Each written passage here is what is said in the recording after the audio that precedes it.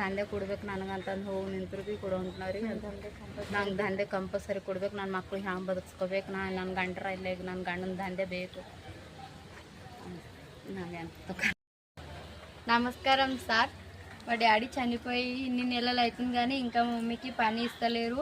మేము ఎంతగానో కష్టపడుతున్నాం, 2 ఆడపిల్లలే ఉన్నాము. మాకు మమ్మీ ఎలా చదివిపిస్తుంది, డబ్బులు కూడా ఇవ్వట్లేదు. మమ్మీకి దయచేసి మీరు పనిలో చేర్చుకోండి.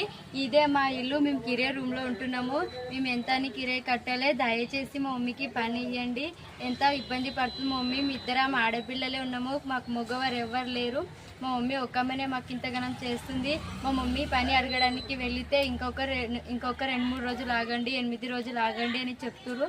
ఎన్ని రోజులని మమ్మీ ఇట్లాగే తిరగాలి, దయచేసి మాకు పని ఇప్పించండి మా మమ్మీకి.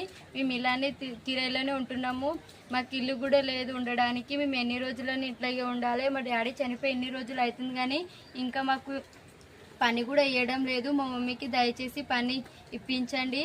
మీరు పని ఇప్పిస్తారని మేము అనుకుంటున్నాం సార్. నమస్కారం.